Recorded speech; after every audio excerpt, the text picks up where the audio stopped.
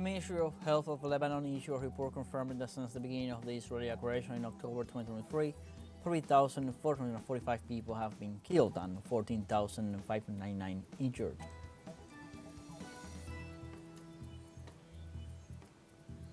The 29th Ibero-American Summit of Heads of States and Government held in the city of Cuenca, Ecuador, closed on November 15th without any official declaration. And the president of Honduras, Xiomara Castro, informed that at least one person died and 4 departments are affected by the passage of tropical storm Sara.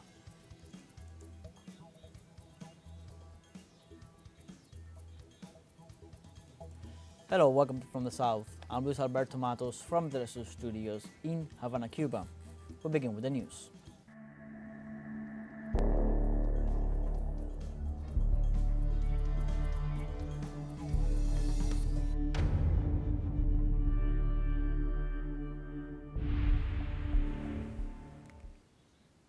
The Ministry of Health of Lebanon issued a report confirming that since the beginning of the Israeli aggression in October 2023, 3,445 people have been killed and 14,599 injured. During the recent attacks, the Zionist Army of Israel destroyed buildings in the southern suburbs of Beirut and other localities such as Ain Kana, Ramadi, and Fard Villa. Lebanese authorities also report that in many of these military incursions, the occupation army employed the use of white phosphorus bombs, which are prohibited by international law. The Speaker of the Lebanese Parliament, Nabih Berri, declared that it is unacceptable to discuss any ceasefire proposal that includes any kind of freedom of movement for the Israeli army inside the nation, and reaffirmed Lebanon's position that it will not allow any violation of national sovereignty.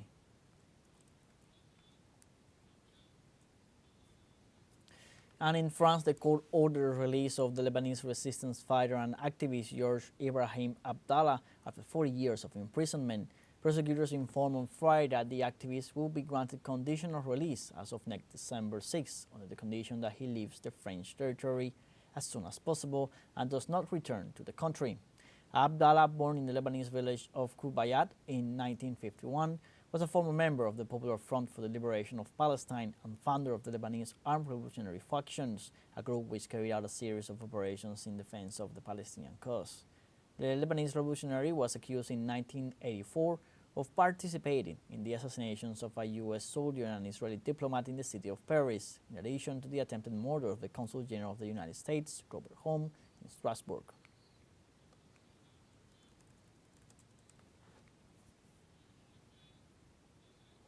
And the symbol of the Carnation Revolution, Celeste Caeiro, who in 1974 put an end to the dictatorship in Portugal, passed away this November 15th at the age of 91.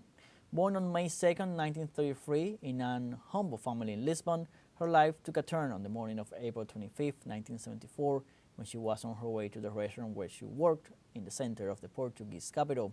Caeiro handed red carnations to the military who took part in the Portuguese Revolution. The red carnation quickly became the symbol of this bloodless coup d'etat. In this context, the Communist Party to which she belonged affirmed that her legacy and convictions endure in the collective memory. We now have a short break coming up, but first, we remember you can join us on TikTok at teleSUR English, where you'll find news in different formats, news updates, and much more. We'll be right back. Stay with us.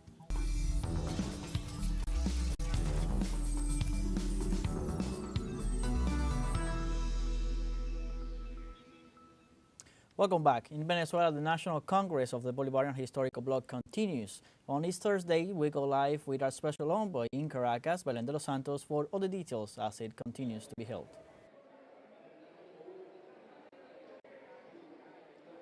Exactly, Luis. Hello, how are you? We are here at the Grand Congress of the Historical Bloc in Venezuela. This is the third day of the Congress as debates are underway. So let's talk a little bit about what this Congress is and what is their objective. So this is an instance of participatory democracy. So this Congress has been underway since Thursday, and this is only the culmination of a process that started in September when the government proposed to the assemblies, the delegates, the organizations all over the territory to debate in each assembly, in each territory, in each productive sector with every generation of the society to debate what was Venezuela going to do regarding the strategic points that face the country, what Venezuelans are calling the 7Ts, that is the 7 transformations that they deem are essential to think not only the coming term in office, but also the next 30 years. So these are topics that go from modernizing the economy, the participation in politics, also social well-being, also security. So these are very big and central topics. And the idea is that the bases are set to discuss these topics, bring their proposals from every territory, and come together now in Caracas to debate among all the different sectors and then draw some conclusions that they're going to present to the executive. So that is the objective of this Congress. And today is the second day of the working spaces, the working tables. The debate was going to be centered specifically around yesterday, the second day, but it was so extensive. There were so many proposals. It was such an amount of participation that at the closing of the day yesterday, there was a special message delivered by President Nicolás Maduro in which he asked the delegates to extend discussions one more day. The idea is that the tables, let's recall that all the delegates are separate here in the Congress, and there are 7 assemblies, each one is debating one central topic, and the tables are underway right now. They're continuing what they have been doing yesterday. And also one extra request from President Maduro yesterday was that they focus their discussion today on the concept, the theoretical concept of the historic bloc. That is a Gramscian concept that the delegates are discussing to really understand what scenario they are facing in right now, what challenges lie ahead, and how to bring proposals to really tackle all these issues in the different territories. So that is what is happening here. Yesterday, the Minister of the Interior, Diosdado Cabello, closed the day with a speech to the audience here, and so tables are underway right now. We will continue bringing you all the updates and a little bit of what is happening at each of these tables in upcoming news brief. And we'll stay in touch with you in Caracas as this Congress is held in this third and final day of this historical block. Let's now watch a special report that Belén de los Santos sent yesterday as a summary of what happened on its second day.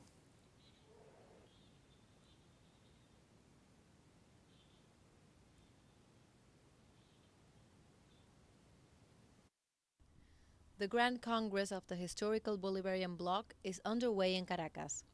On its second day, the delegates from all over the country have gathered in separate assemblies, each one dedicated to one of the key topics of strategic transformation known as the 7Ts. That is economy, independence, peace, security, social well-being, political participation, ecology, and geopolitics. The importance of this Congress is that it is a convening Congress, broad, in which the voice of the people is truly heard, throughout the sectors from below, because they are building an agenda for action, from now to 2030 and beyond. It is also compared to the follow-up of the Ayacucho Congress, that allows all the strength of the 5 generations to meet and be heard, to seek solutions for our communities, our communes, our communal people, and for the 5 generations above all. So it will allow us to build an agenda with the warmth of the people. In this way, indigenous leaders, rural workers, women and men from different productive sectors have come together to bring their vision to the collective construction of the strategic roadmap for the upcoming 30 years. Since September, each territory has gathered in assemblies to discuss the development proposals that are now being discussed at national level. At this moment we have some concrete proposals for the unification of the communal circuits within the communal councils, where we, as the food and supply sector, can produce from the territory and be able to supply our mission base or our centers that are the most vulnerable to the situation of the blockade against which Venezuela is still fighting, working, standing up, in this reality. Convince, organize, and motivate to transform. That is the motto leading the event. The Congress has become a space to spark popular participation, an instance for every sector to step up and take a leading role in the construction of the Bolivarian state. Today, thanks to this revolutionary government, to our President Nicolás Maduro Moros, who has called us to this new moment, to the construction of a new state in which we, the indigenous peoples, are going to participate. So we are proposing at the different work tables how the actions have to be carried out in the indigenous communities. For that reason, here we are, doing the work, making proposals, elaborating and raising proposals after having carried out community assemblies in all the indigenous communities, in the 3,023 indigenous communities. In a geopolitical context marked by the consolidation of the far right in different areas of the globe, a world that openly threatens the revolutionary process, the Grand Congress of the Bolivarian Bloc seeks to build true sovereignty, to combat foreign interference through the enthusiasm of Venezuelan women and men willing to continue fighting for its ongoing socialist revolution. I consider that this is a process that is taking place for the first time in the entire planet, that a president summons the bases, summons his people to build together a national government plan from the communities, from the bases, from the confirmation of the communal councils, where children, young people, the elderly, housewives, they all participate, where there is a collective and protagonist participation of what is the popular power, what we call the original power, just as our commander Chavez taught us, and here is the result.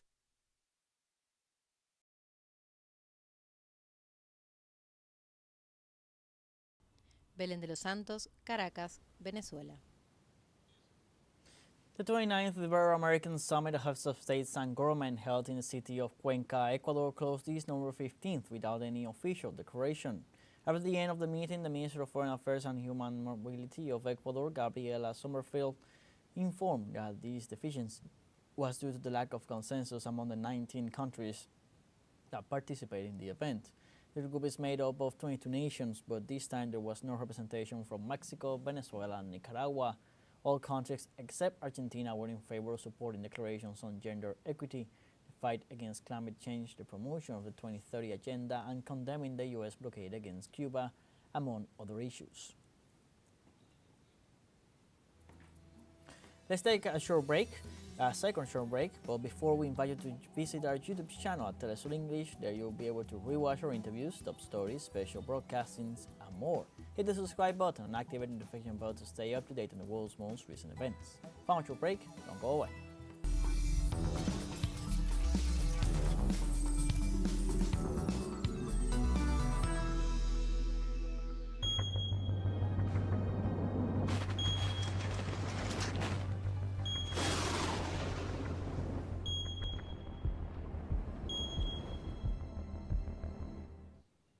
Welcome back.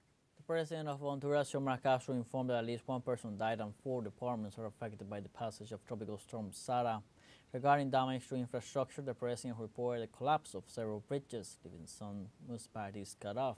Previously reported that more than 45,000 Hondurans have been affected after the passage of Tropical Storm Sara, which has also left at least 87 homes damaged. The Management Office issued a red alert for 72 hours in 4 departments, yellow alert in 3, and green alert in the department of Santa Barbara.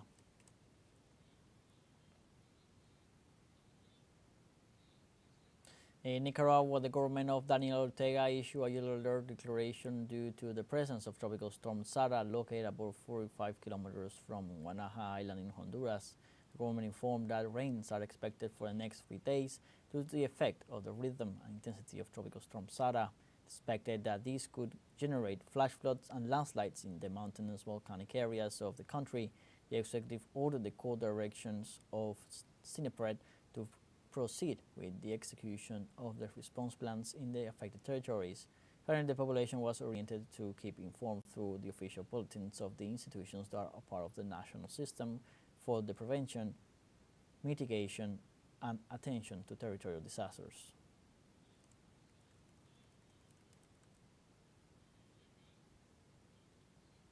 In the United States, President-elect Donald Trump appointed Caroline Leavitt as White House press secretary, who was the face of his campaign as spokesperson and who was also part of the White House communications team during his first term.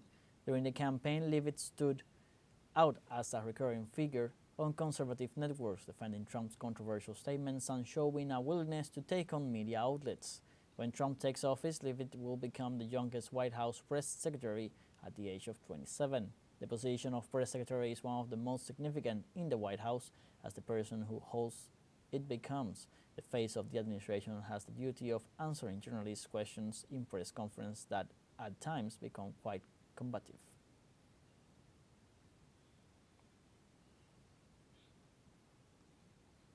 We have come to the end of this news brief. You can find these and many other stories on our website, telesurenglish.net.